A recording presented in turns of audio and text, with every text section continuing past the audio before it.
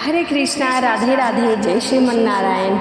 आज हम सुनेंगे कि क्या माता पिता के कर्मों का भोग या फल संतान को भुगतना पड़ता है। कई बार क्या होता है कि माता पिता अच्छे कर्म भी करते हैं, कई बार बुरे कर्म भी करते हैं। तो क्या अच्छे या बुरे कर्म जो भी हम करते हैं वो क्या हमारी संतान को भुगतना पड़ता है? तो आइए हम जानते हैं इस कहानी के माध्यम से। सुनीता मृत्यु के देवता यमराज की पुत्री थी। माता पिता के लाड़ प्यार से वह उद्दंड हो गई थी। वह देखती थी कि उसके पिता पापियों को दंड देते रहते थे और पाप पुण्य का अंतर नहीं समझती थी। इसलिए खेल खेल में किसी के अच्छे कार्य में बाधा डालती और किसी को आकरण मारने लगती। ऐसे उद्दंडता पूर्वक कार्य करती और बहुत खुश हुआ करती थी। एक दिन सुनीता एक गंधर्व कुमार जो कि अपनी आराधना में योग निद्रा में बैठे हुए थे, अकारक कोड़े से मारने लगी। गंधर्व कुमार पीड़ा से छटपटाता रहा तो वह खुशी से उछल रही थी। वह उसे खेल समझती। इस प्रकार की अपनी करतूतें वह अपने पिता को बताती। पिता उसकी इस उद्दंडता को बाल सुलभ खेल समझकर चुप रह जाते। न तो सुनीता को ऐसा करने से रोकते और न ही डांटते समझाते। बहुत दिनों तक ऐसा चलता रहा। एक दिन फिर उस गंधर्व कुमार को जब वह पूजा पाठ कर रहा था, सुनीता ने मारना शुरू कर दिया।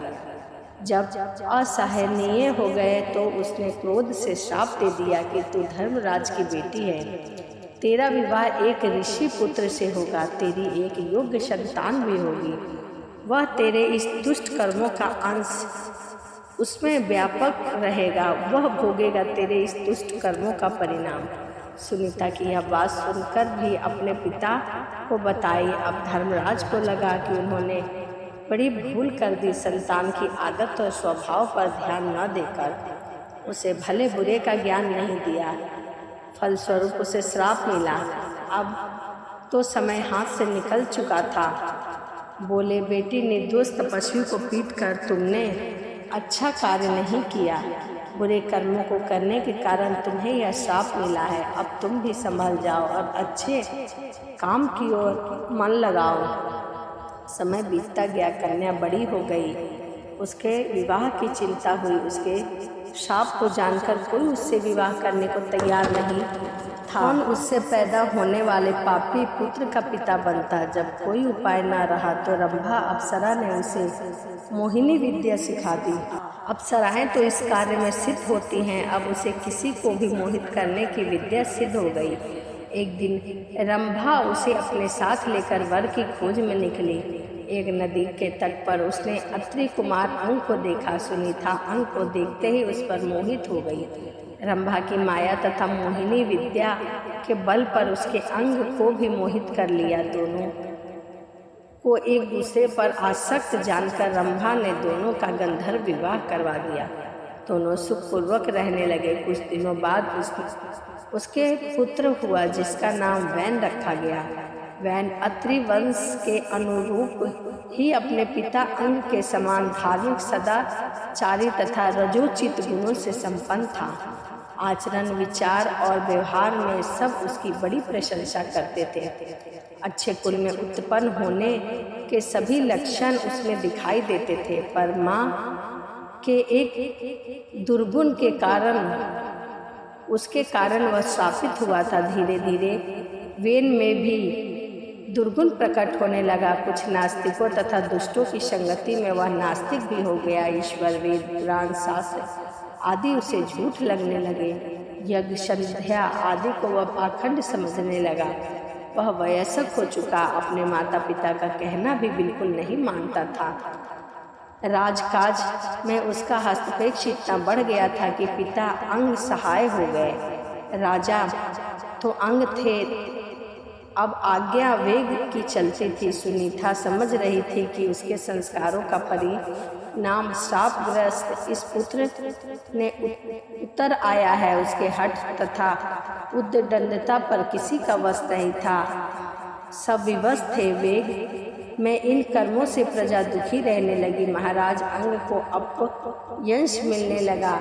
जब सब प्रकार से वेग को समझाकर हार गए तो अपयश से बचने के लिए एक दिन निराश होकर अंग ने चुपके से घर ही त्याग दिया। राजा के बिना अराजकता और बढ़ी। ऋषियों के अंग पुत्र वेग को राजा बनाया और समझाया, तुम्हारे दुष्कर्मों से दुखी होकर तुम्हारे पिता ने राज्य को त्याग दिया। अब तुम अपना राजकीय उत्तरदायी समझो और प्रजा का पालन करो, सुख दो। पर वेग राजा बनकर तो और भी अहंकारी हो गया। बोला, आप लोग मुझे ज्ञान मत दीजिए, मैं स्वयं बड़ा ज्ञानी हूँ। ईश्वर, धर्म, शास्त्र आदि सब मेरे आदेश से स्थापित होंगे। मेरी ही आज्ञा धर्म होगा, शास्त्र वचन होगा। आप लोग अब मेरी आज्ञा के अनुसार चलिए और मुझसे ही ईश्वर, धर्म, शास्त्र की छाया देखिए।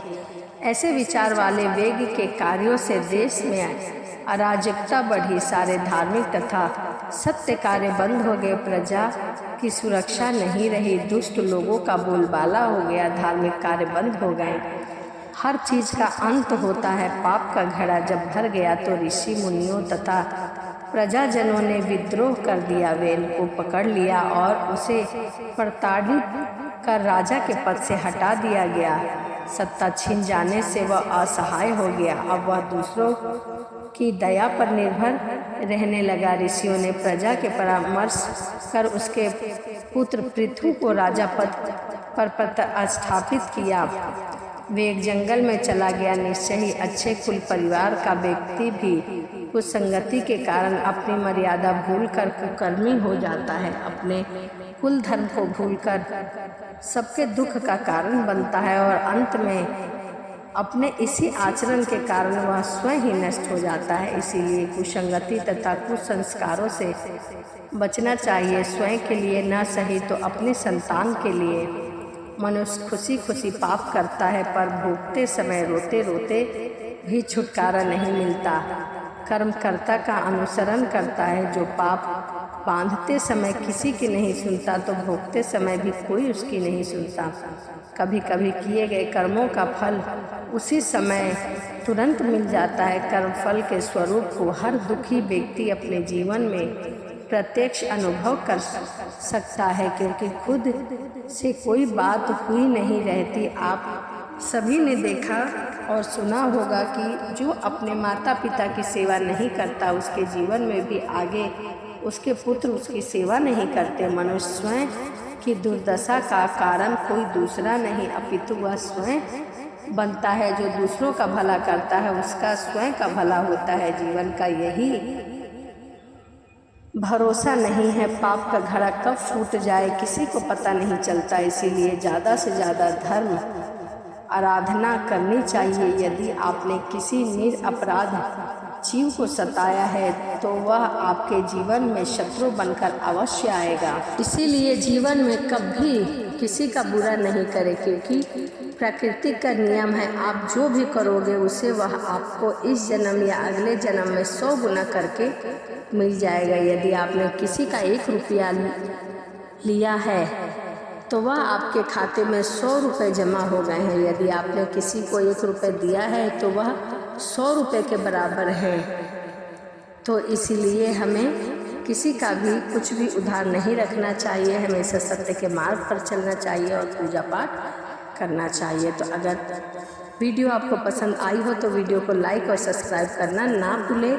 धार्मिक कहानियाँ कथा सुनने के लिए चैनल को सब्सक्राइब जरूर करें।